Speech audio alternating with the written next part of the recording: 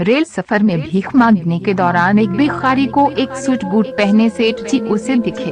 उसने सोचा कि ये व्यक्ति बहुत अमीर लगता है, इससे भीख मांगने पर ये मुझे जरूर अच्छे पैसे देगा।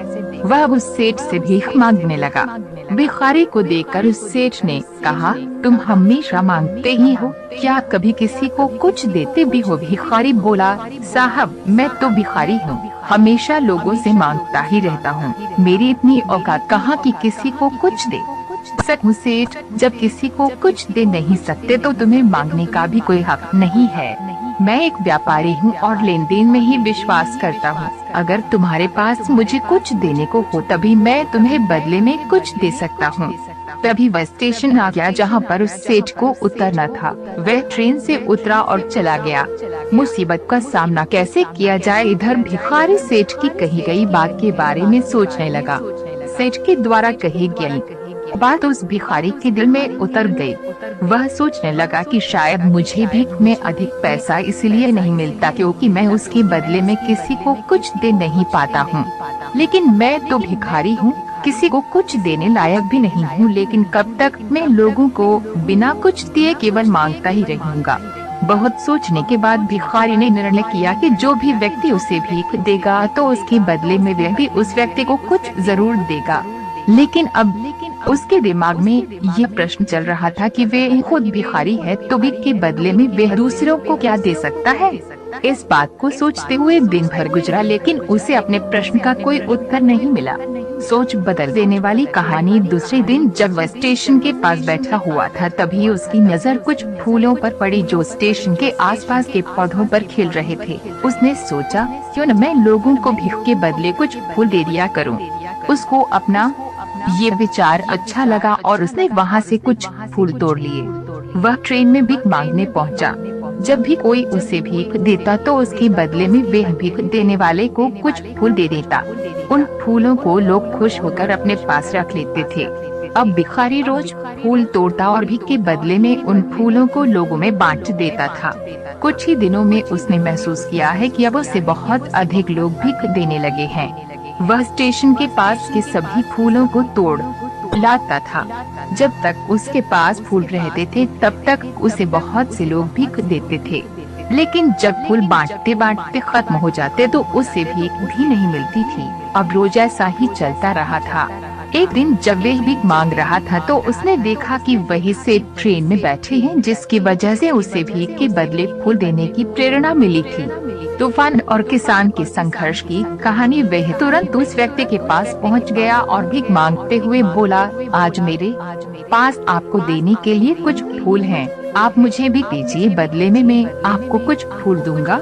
सेठ ने उसे भीख के रूप में कुछ पैसे दे दिए और भिखारी ने कुछ फूल उसे दे दिए।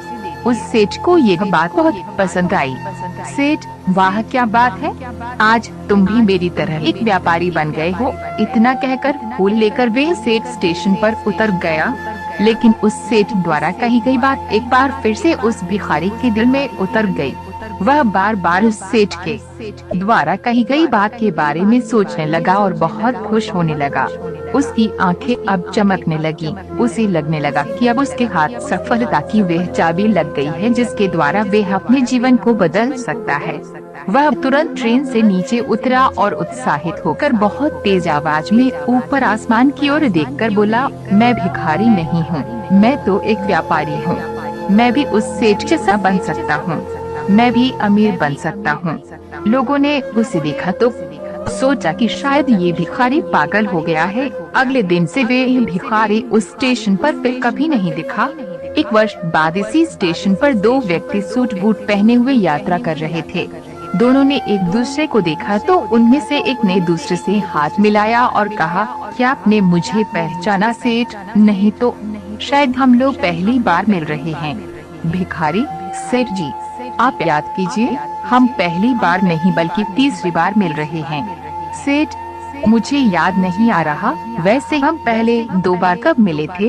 अब पहला व्यक्ति मुस्कुराया और बोला, औरत और शेर की प्रेम कहानी, हम पहले भी 2 बार इसी ट्रेन में मिले थे। मैं वही भिखारी हूँ जिसको आपने पहली मुलाकात में बताया कि मुझे जीवन में क्या करना चाहिए और दूसरी मुलाकात में बताया कि मैं वास्तव में कौन हूँ।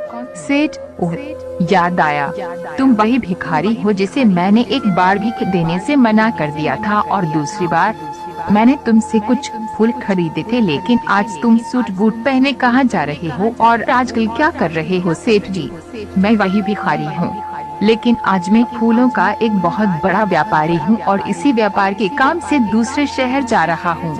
आपने मुझे पहली मुलाकात में प्रकृति का नियम बताया था, जिसके अनुसार हमें तभी कुछ मिलता है जब हम कुछ देते हैं।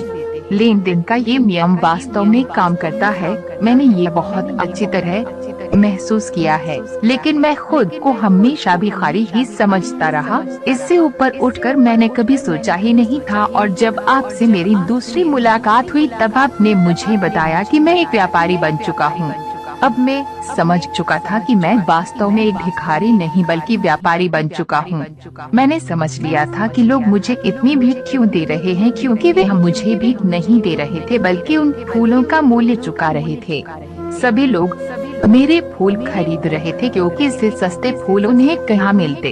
एक फकीर की कहानी। मैं लोगों की नजरों में एक छोटा व्यापारी था, लेकिन मैं अपनी नजरों में एक भिखारी ही था।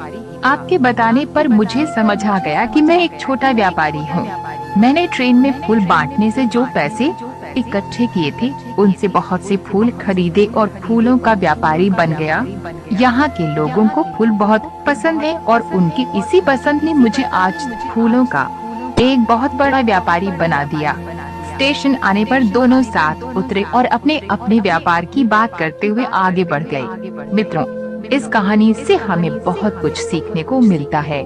कहानी में सेठ जिलो और दो के नियम को बहुत अच्छी तरह जानता था। दुनिया के सभी बड़े व्यापारी पूंजीपति इसी नियमों का पालन करके ही बड़े व्यापारी बने हैं।